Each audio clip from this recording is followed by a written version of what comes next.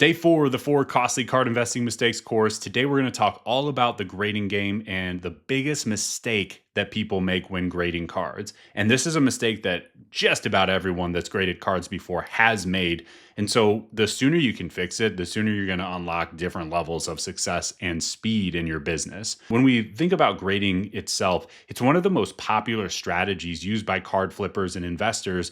And I think the reason for that is when you look at what it is, you can grade a card at any time. You can grade whatever card you want, and there's no limit to how many cards you can grade. And if you send a card off to be graded, all you do is you pay a fee. A professional grading company will look at the card's condition, evaluate it, and then put it into a case with a grade at the top to say what the grade of that card is. If it grades high enough, the grade itself will add a bunch of value to the card. And so the name of the game here is you can kind of control your own destiny once you understand how to evaluate condition and figure out like what types of cards do you actually want to send that have the type of upside that are going to generate, a healthy profit for you. Now, that leads us right into the mistake that we're going to talk through today, which is sending the wrong cards to be graded, and specifically cards that have low upside or no upside. Now, when I'm talking about upside, we have a couple of fixed costs here, right? So the price of the card ungraded, we have to pay that, right, to acquire the card. And then the grading fee itself is also a fixed cost where we have to pay that no matter what. And so let's say we buy a card for $30 ungraded. We know we're going to have to pay a $20, $22, $25 grading fee, depending on the service level you're using. And so, we're into this card for around $50. And depending on what type of card you send, if it comes back as a PSA 10, that PSA 10 might sell for $75. It might sell for $100. It might sell for $200. It might sell for $250. So there are levels to this game where even if you're sending cards that are the same ungraded value, some of them will sell for significantly more as PSA 10s. Now, the problem that I see in this market is people focus so much on the condition of the card that they forget to look at the value and the upside of the card to make sure it actually is worth their while to send the card to be graded. Because we know we've got these fixed costs, right? Those aren't going anywhere. And so why would we send cards that when we get the grade that we're looking for, we barely win? The math just doesn't work in your favor because you need such a high gem rate, like basically your success rate, the number of PSA 10s divided by the total number of cards that you get graded. That's your gem rate. Now, here's the problem with low upside cards. Let's just do an example of this. And let's say we're sending a card, we paid $5 for it ungraded, nice low cost, right? Low buy-in. And the grading fee is fixed at $20, $22, $25. We know that we're into this card for $27. The problem that I see is sometimes people are choosing cards to grade that even if they get a PSA 10, even if they get the exact best case outcome, that card is only giving them a few dollars of profit margin. And so what happens if you get a 9? What happens if you get an 8? Your margin disappears quickly. And even if you get, let's say you send 10 cards off and you get a few PSA 10s, you're going to get some 9s, some 8s, and those are just going to take a big bite out of the profit from the 10s because there's not enough margin there. And so sending low upside cards is a great way to tie up money for no reason. It's a great way to create frustration for yourself because you're going to get grades that you were looking for and still end up losing on the order overall. Now, the fix for this is simple. Instead of targeting low upside cards, target high upside cards, right? It makes sense. So that same $5 card, you pay $20, $22 as a grading fee. We're into it for $27.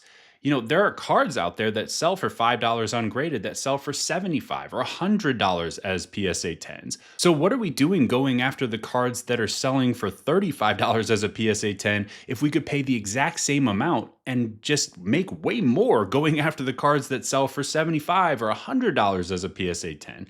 That is what I'm talking about when I'm saying you're grading the wrong cards. Stop sending the low upside nonsense. You're just not going to make money doing that. It's not a sustainable long-term play. Now, here's a way to fix this. One, target higher upside cards, but what does that actually mean? So I created a rule that I call the 2x rule that helps make sure that you're going to actually have enough margin built in on the back end when you go to sell, assuming you get the grades that you're looking for. Basically, we want to make a worthwhile profit. We want to win big when we get the outcome that we're looking for, that 10 grade, right? So the 2x rule is simple. I want to target cards where the PSA 10 is worth at least double or 2x the raw price plus the grading fee, so your total cost. So think of it like PSA 10 must be double total cost. Simple, right?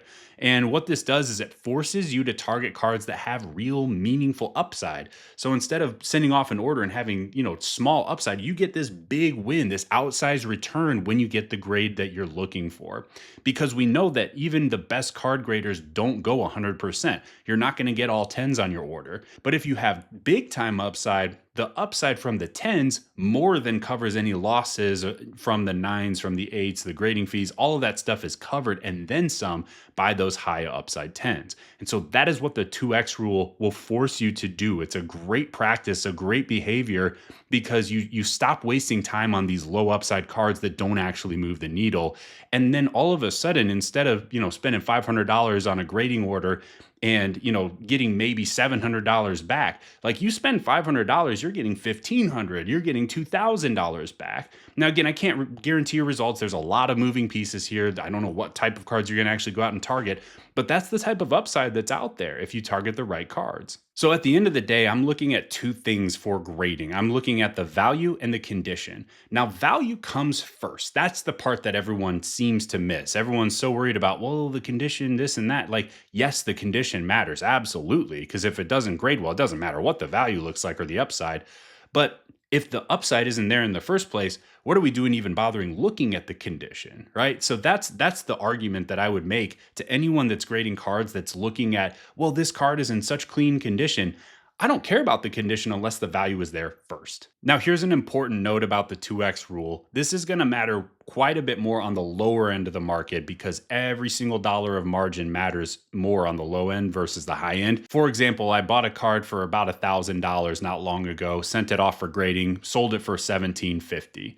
Great win, right? It doesn't satisfy the 2x rule, but I don't know about you, I'm perfectly happy making $750 on a card just to get it graded, minus fees and everything, of course. But so, think about it like an absolute on the low end of the market. And as you go up market into higher end cards, it's more about still looking at the value and just deciding, all right, what's a meaningful return for me on this card? What am I willing to risk my time and my money in order to have the chance at making? And if you can check that box, then great, you're good to go on the higher end of the market. So the mistake of sending the wrong type of cards for grading, sending these low upside cards, sending these cards that sell for $31 as a PSA 10, we've got to stop this, guys. Go after these cards that are actually going to be a big win for you, that are actually going to move the needle, that are actually going to make you excited when you get the grade that you're looking for. That's what it's all about. If we're trying to make money in this space, go find cards that are going to make you money. This is truly one of the biggest unlocks in all of the sports card market. If you're someone that's grading cards regularly, send higher upside cards. You're going to just go so much faster. All right, that is it for day 4, my friends. Now, we actually have a bonus mistake for you tomorrow that we're going to talk through and give you some tips on one last thing. It's a little bit different than all the other mistakes, but this one kind of amplifies all those other ones if you're making this mistake along the way as well. So we're going to talk about what the mistake is, how to fix it, and then we will wrap this course up. I hope this has been valuable up to this point. We'll look forward to seeing you tomorrow to finish off this course.